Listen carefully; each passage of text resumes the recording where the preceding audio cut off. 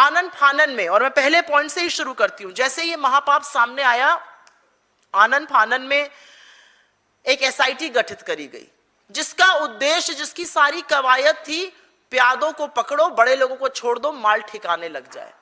इस एसआईटी की report submit हो गई। ये रिपोर्ट सार्वजनिक क्यों नहीं हुई? सरकार द्वारा गठित एसआईटी, जिसमें सरकार के बाबू शामिल थे, इन सरकारी बाबू ने सरकार के एक और बाबू को ये रिपोर्ट सौंप दी। जज, जूरी, एग्जीक्यूशनर सरकार है। क्या न्याय की उम्मीद की जाए इससे? और उस एसआईटी को, उस रिपोर्ट को सार्वजनिक नहीं किया गया। जब चंदा लेने का वक्त था, जब चढ़ावा लेने का वक्त था, जब आस्था की बात थी, तो इस देश के गरीब ने, इस देश के मध्यम वर्ग ने, इस देश के लोगों ने पूरी आस्था, पूरे विश्वास से प्रभु राम के दरबार में दान किया। और जब उसके साथ खिलवाड़ हुआ तो आपने एक गुप्त, गोपनीय एसआईटी गठित करी, और पता ही नहीं उस एसआईटी की रिपोर्ट क्या है। यह सार्वजनिक क्यों नहीं की जा रही है? ये किसी वेबसाइट पर क्यों नहीं डाली जा रही है? 40 दिन में 70 चोरियां हुई, ये सीसीटीवी ने कैप्चर किया।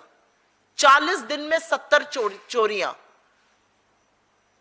जिन मुगलों को पानी पी पी कर गाली देते हैं, तो गजनवी ने भी ये नहीं किया था जो इन्होंने कर डाला। और आपको आगाह कर दूं, ये 40 दिन में 70 चोरियां सिर्फ 40 दिन का ब्यौरा दे रही हैं। 5.5 साल में कितनी चोरी हुई है, इसका ब्यौरा कौन देगा? क्योंकि असलियत यह है कि सालों से लगातार संगठित रूप से हर रोज लूट का कार्यक्रम चल रहा था, जो सबकी जानकारी में था, सबकी निगाह में था, और इसका स्वाद सबने चखा है। इसमें सबकी मिली भगत है।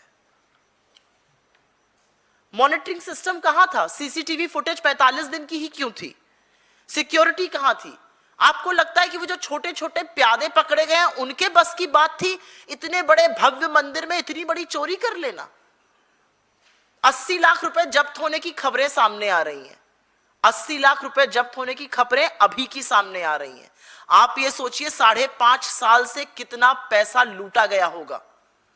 40 दिन में 70 चोरियां हुई हैं। 5.5 पौने 6 साल जब से मंदिर का अनावरण हुआ, इनॉग्रेशन हुआ, तब से कितनी चोरी हुई होगी?